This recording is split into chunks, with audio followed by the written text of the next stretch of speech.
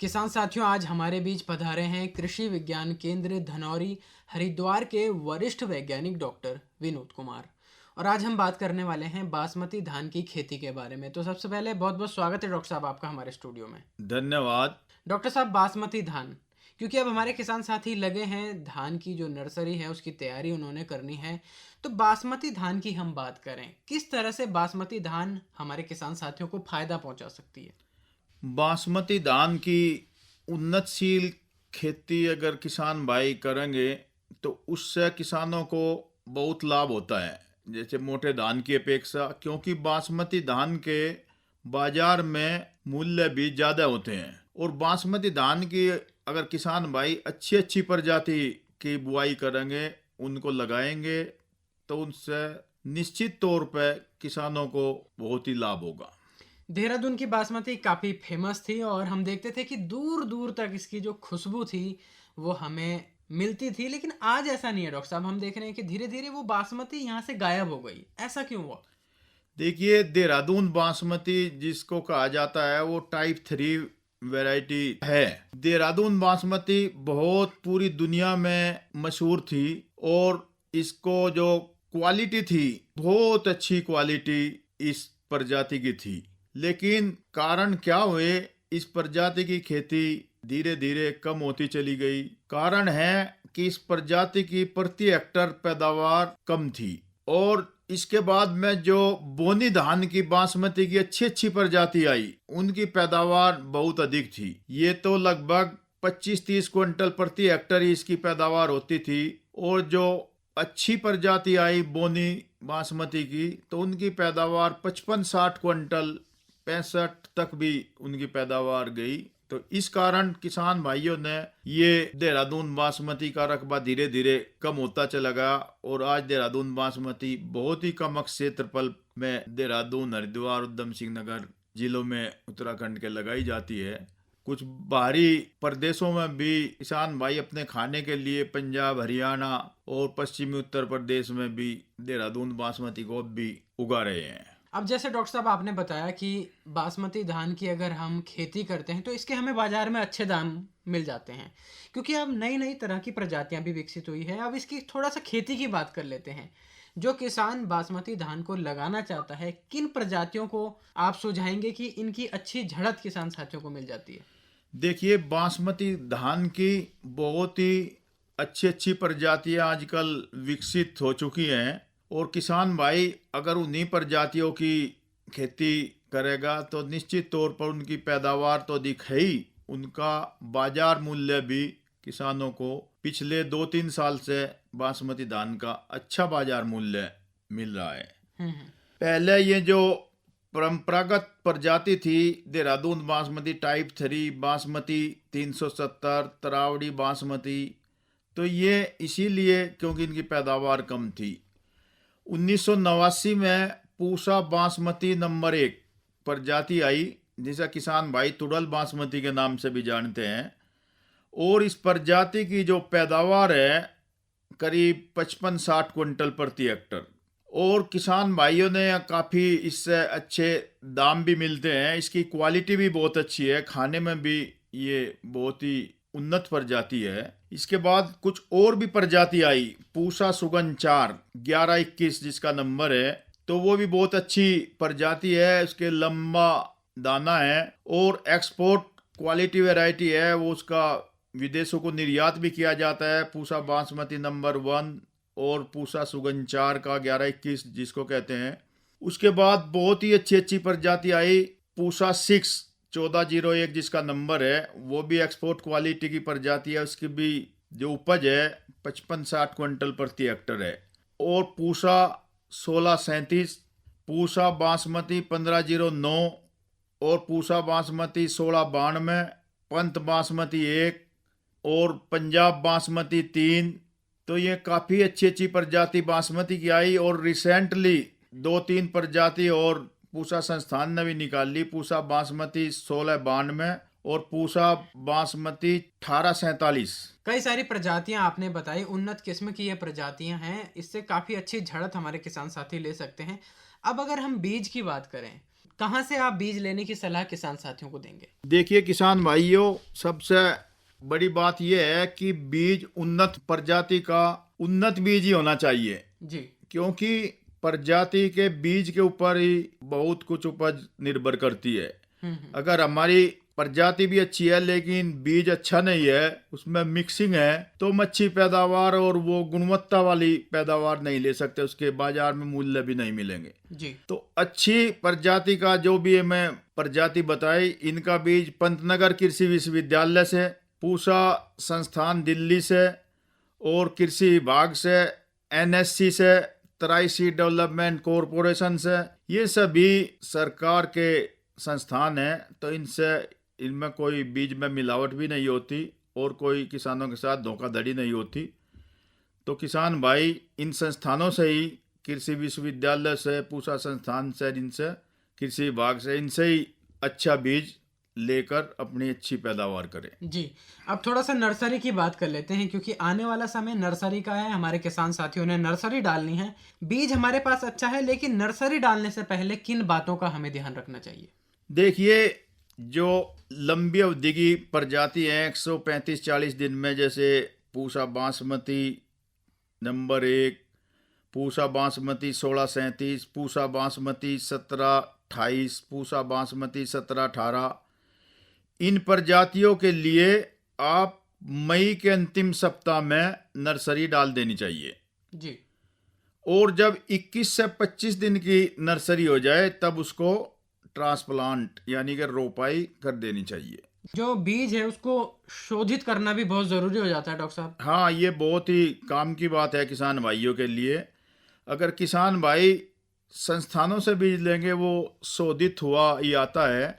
और किसान भाई अगर किसी ने पिछले वर्ष कहीं से कोई अच्छी प्रजाति लिया है, अपने घर का भी बीज वो उसमें बुआई करनी है उसको, तो उसमें 2 ग्राम थीरम, 1 ग्राम कार्बेंडिजिम पानी में मिलाकर पर केजी बीज की दर से उपचारित कर लेना चाहिए, क्योंकि बीज उपचारित करना बहुत जरूरी है। और बीज से जो फैलने वाली बीमारी है, तो में बीज उपचार किए बिना उनका निदान संभव नहीं है।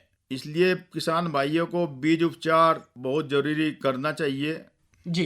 अब खेत की तैयारी की हम बात करें कि रोपाई के समय किस तरह से हमें खेत तैयार करना होगा, खाद उर्वरकों की क्या मात्रा डालनी होगी? देखिए, जो पुरानी बासमती की प्रजातियां हैं उनमें तो खाद की बहुत कम मात्रा लगती है। 60 किलोग्राम नाइट्रोजन, 30 किलोग्राम फास्फोरस और 30 किलोग्राम पोटास।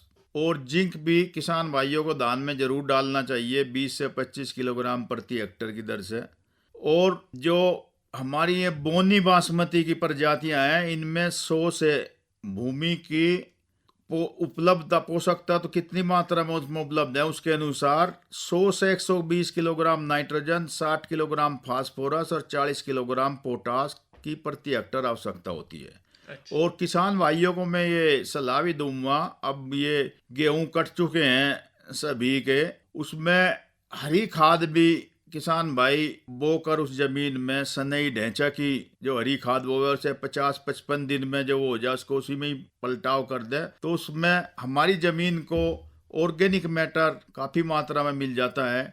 और 30-40 किलोग्राम नाइट्रोजन भी वो उसमें हमारी ज़मीन में ऐड हो जाती है। और उसके जो वाटर होल्डिंग कैपेसिटी, जल धारण क्षमता भी हमारी ज़मीन की बढ़ती है। तो इसलिए किसान भाइयों को हरी खाद की भी मैं सलाह देता हूँ कि अब हरी खाद भी बो देनी चाहिए।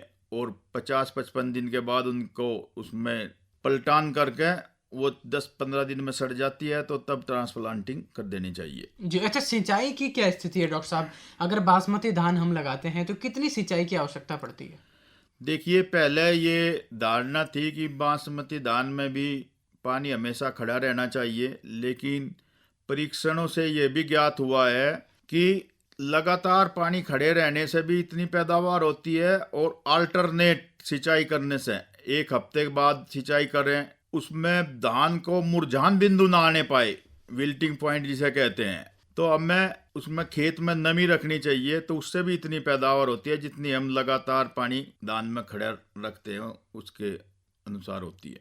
जी। ये भी धारणा है डॉक्टर साहब की, जो बासमती धान है बहुत ज़्यादा लंबा हो जाता है और उसके बाद वो गिर जाता है, जिस कारण उसकी झड़त कम हो जाती है। तो क्या कुछ नई प्रजातियां हैं जिनमें इस तरह की समस्या नहीं हाँ, है? जो ये मैंने बताई ये नई प्रजाति हैं, बोनी प्रजाति हैं, तो इनमें ये समस्या नहीं है। लेकिन किसान भाई ये भी ध्यान रखें कि इसमें अगर ज़्यादा नाइट्रोजन आपने डाल दी तो ये भी प्रजाति भी गिर जाती हैं, और गिरने के कारण ही 20 से 25% पैदावार में हानि हो जाती है।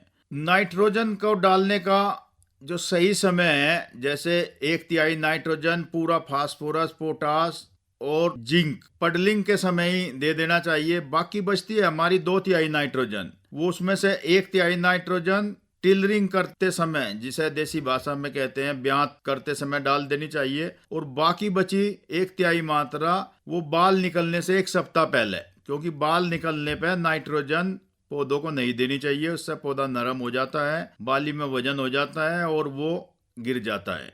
तो ये ध्यान रखना चाहिए, जो क्रांतिक अवस्था है पौधे की, उन्हीं अवस्थाओं पे ही नाइट्रोजन का प्रयोग करना चाहिए। जी अच्छा, कुछ समस्याएं भी बासमती धान में देखी जाती हैं, जैसे कई रोग और कीटों की हम बात करें।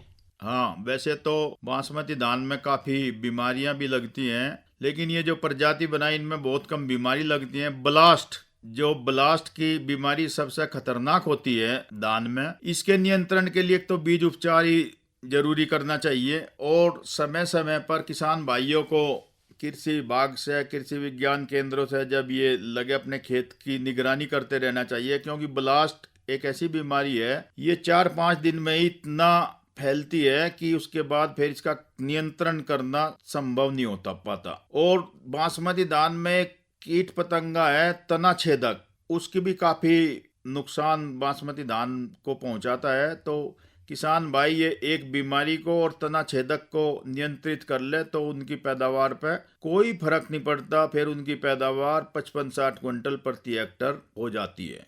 जी, तो उपचार करने के लिए भी थोड़ा सा हम सुझाव जानेंगे कि किस तरह से अगर भविष्य में ये रोग या कीट हमारी फसलों को प्रभावित करेंगे तो कैसे हमारे किसान साथी उपचारित करें।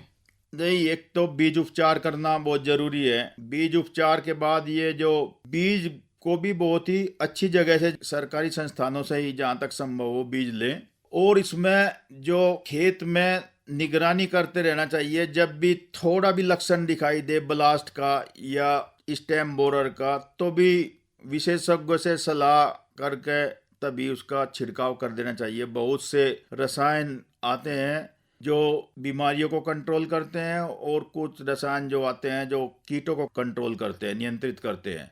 किसान भाइयों को भी ये भी ध्यान रखना चाहिए कि हमारे खेत में बीमारी लगी हुई है या कोई कीट पतंगा लगा हुआ है। जानकारी के अभाव में किसान भाई ये भूल जाते हैं कि लगा रहता है खेतों में कीट, और फंजीसाइड छिड़कते रहते हैं।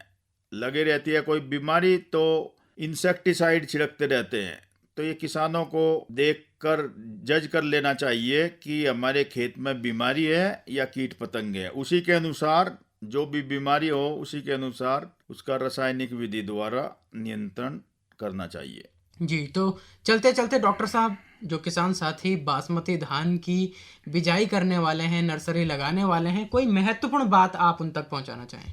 महत्वपूर्ण बात तो ये है कि जो नर्सरी किसान भाई लगाएं, बीज उपचार करके लगाएं, और 21 से 25 दिन के बीच की जब नर्सरी हो जाए तो उसकी रोपाई कर देनी चाहिए। और जो कम अवधि वाली प्रजातियां हैं उनको 15 जून के आसपास उनकी नर्सरी डालनी चाहिए। जैसे 1509 है, पूसा बासमती 1692 है। तो इस तरह की जो प्रजाति हैं इनको जून के दूसरे सप्ताह में इनकी नर्सरी डालनी चाहिए। और जो लंबी अवधि की प्रजाति हैं, जैसे 130, 35, 40 दिन की 17-28 है, तो मई के दूसरे सप्ताह या आखिरी सप्ताह में इनकी नर्सरी डाल देनी चाहिए। तो डॉक्टर साहब, बहुत ही महत्वपूर्ण जानकारी आपने हमारे किसान साथियों को दी कि किस तरह से बासमती धान की खेती करके हम लाभ कमा सकते हैं। डॉक्टर विनोद कुमार, आप हमारे स्टूडियो में आए, आपका बहुत बहुत आभार, धन्यवाद। धन्यवाद। किसान भाइयों को मेरा फिर से नमस्कार।